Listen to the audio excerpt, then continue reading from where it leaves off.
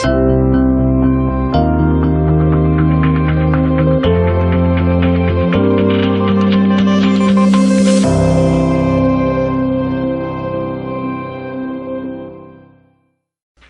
apalancamiento o leverage es un indicador que relaciona el pasivo total de la compañía con el patrimonio aportado por los accionistas. Es decir, que estamos relacionando las obligaciones con terceros con el dinero aportado por los accionistas. La fórmula consiste en pasivo total dividido el patrimonio total, y lo que queremos identificar es qué tan comprometido está el dinero de los accionistas frente a la responsabilidad con los terceros.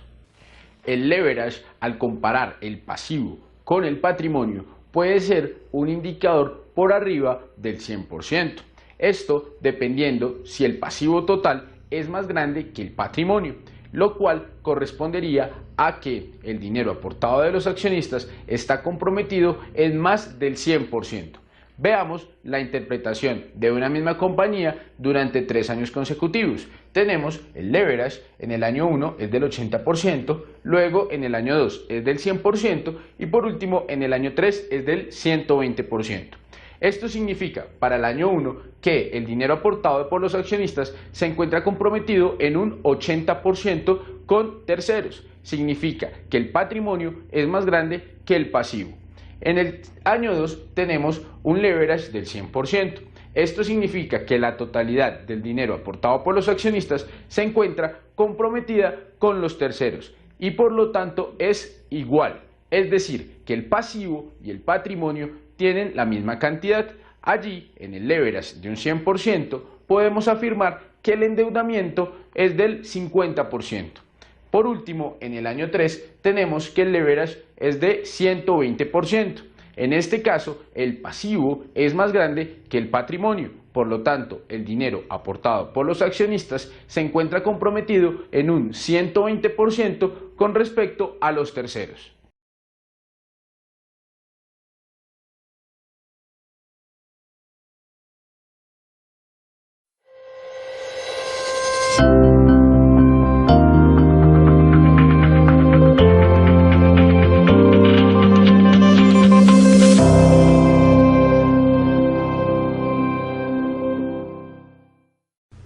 A la hora de evaluar el desempeño operacional de una compañía en un tiempo determinado, el EBITDA es uno de los indicadores más importantes y más relevantes.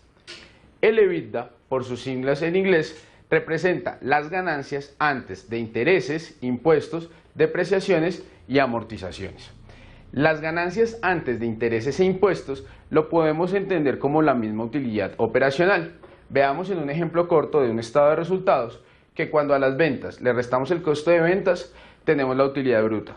Y cuando a la utilidad bruta le restamos los gastos operacionales, nos dará la utilidad operacional. Esta ahí es la parte operacional de una empresa. Si a la parte operacional le restamos el gasto de intereses y le restamos el imporrenta, tendremos la utilidad neta. El imporrenta son los mismos impuestos.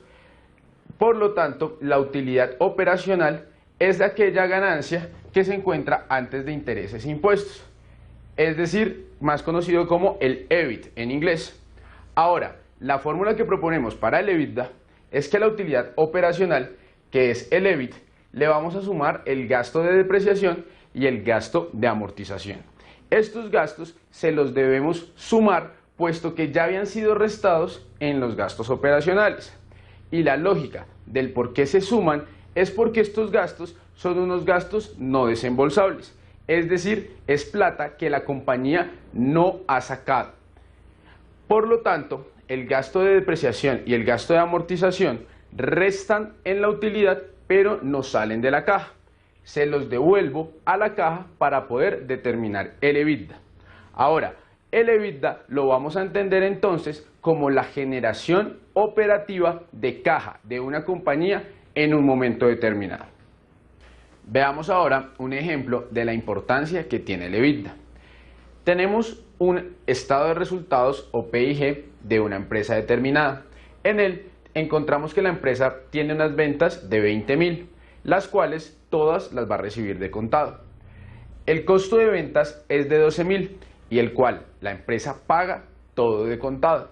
es decir, que la empresa va a tener una utilidad bruta de 8.000. A estos 8.000, la empresa paga gastos operacionales por 7.500, es decir, que tiene una utilidad operacional de 500. Luego, restándole los gastos de intereses correspondiente a los intereses de deudas adquiridas, tenemos estos intereses por 400, por lo tanto, una utilidad antes de impuestos de 100. Asumamos que unos taxes o impuestos de renta del 30%, le sacamos el 30% a 100, nos da 30, y esta sería la utilidad neta final, es decir, la utilidad que se le reparte a los socios. Ahora, si queremos evaluar la operación, vamos a partir de la utilidad operacional. La utilidad operacional en este caso nos dio 500. Sin embargo, los gastos operacionales de la empresa de 7.500 fueron 6.000 que corresponden a gastos operacionales desembolsables. Por ejemplo, los arriendos, los salarios, los servicios, la publicidad, todos esos gastos que pagamos. Asumamos que la empresa paga efectivamente todos estos gastos. Si quisiéramos saber cuánto es la plata que la empresa generó en la operación, partiríamos de la utilidad operacional, es decir, estos 500. Sin embargo, dentro de los 7.500 hay 1.500 que corresponden a depreciaciones y amortizaciones. Esas depreciaciones y amortizaciones son gastos no desembolsables, es decir, que aunque se causen, la empresa nunca tuvo que desembolsar la plata. Por lo tanto, si quisiéramos mirar la verdadera generación de caja operativa o EBITDA, vamos a tener que a la utilidad operacional, que es de 500, le vamos a sumar 1.500 que corresponden a los gastos de depreciación y amortización, lo cual nos daría un EBITDA de 2.000. Veamos que este EBITDA parte de la lógica en que el EBITDA tiene en cuenta toda la plata que entra y toda la plata que sale. Si asumimos que toda la plata de las ventas entra de contado, los 20.000, y todos los costos salen de contado por 12.000, la empresa tendría 8.000 en la caja. Ahora, si restáramos los 7.500, tendríamos los 500. Sin embargo, de estos 7.500, 1.500 corresponde a depreciaciones y amortizaciones, es decir, los gastos no desembolsables. Por lo tanto, los verdaderos gastos desembolsables son 6.000. Si a 8.000 le quitamos únicamente la plata que salió, nos quedarían los 2.000. 8.000 menos 6.000 nos da los 2.000. Es decir, que esta empresa, aunque hubiera tenido una utilidad operativa de 500, la plata que generó la operación fue de 2.000, puesto que devolvimos los gastos que no se desembolsaron. El EBITDA también sirve como base importante para demás indicadores. Por ejemplo, el margen EBITDA. El margen EBITDA es un indicador de rentabilidad. Este indicador nos muestra la relación entre el EBITDA y las ventas. Lo multiplicamos por 100 y nos da un porcentaje. Este porcentaje nos dice qué tan rentable está siendo la operación de la empresa. Recordemos que el EBITDA es la generación operativa de caja. Por lo tanto, al compararlo con nuestras ventas, vamos a tener ese porcentaje que nos dice cuánta plata se está ganando la empresa en la operación. Lo ideal es que ese porcentaje sea lo más grande posible. Ahora, veamos otro indicador, veces EBITDA. El indicador veces EBITDA es un indicador en la valoración de las compañías.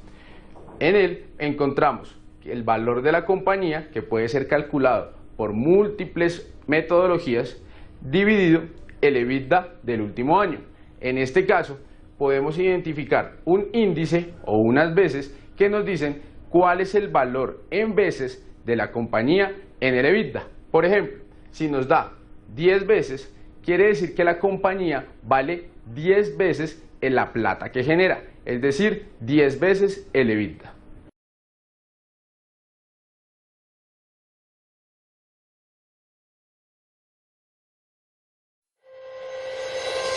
La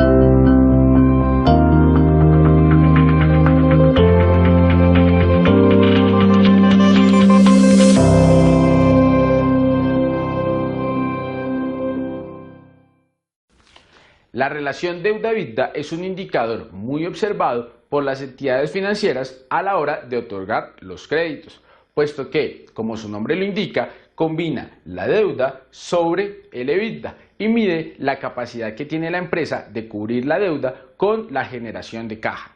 Por lo tanto, lo que queremos evidenciar aquí es cuántas veces se necesita de EBITDA para responder a la deuda financiera. Por ejemplo, si la relación deuda-EBITDA fuera 3, necesitaríamos 3 veces el EBITDA para cubrir la deuda financiera.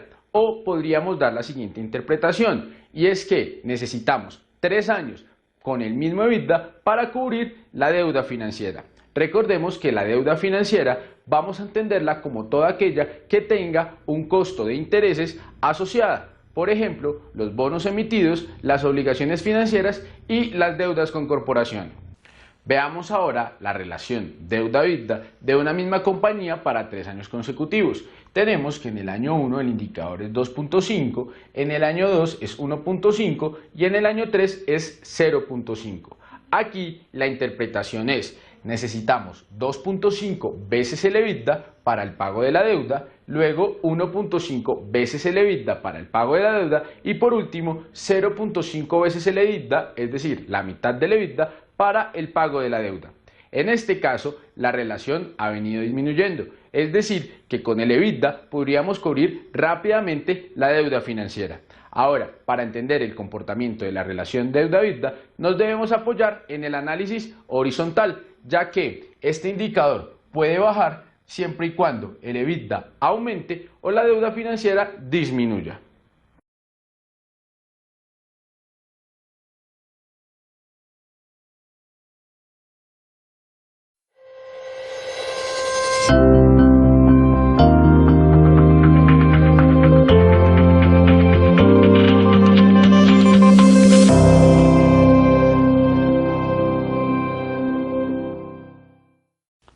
La cobertura de intereses nos demuestra la capacidad que tiene una compañía para el pago de sus intereses. Recordemos que los intereses son el costo de las deudas. Estas deudas pueden ser obligaciones bancarias, bonos emitidos o deudas con diferentes corporaciones, también conocidos todos como obligaciones financieras.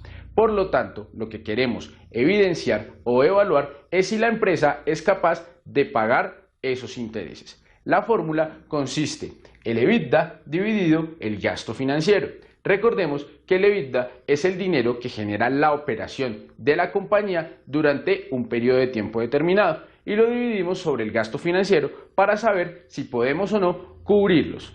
Por lo tanto, lo ideal es que este indicador esté por arriba de 1, en el cual el EBITDA sea mayor al gasto financiero y los pueda cubrir. Sin embargo, algunos autores de finanzas dicen que el 1 no es suficiente, puesto que la empresa no debe existir únicamente para pagar los intereses. Por lo tanto, recomiendan que la cobertura de intereses para ser un indicador estable y bueno debe estar por encima de 3. Es decir, que la empresa debe estar en la capacidad de cubrir hasta 3 veces sus gastos financieros.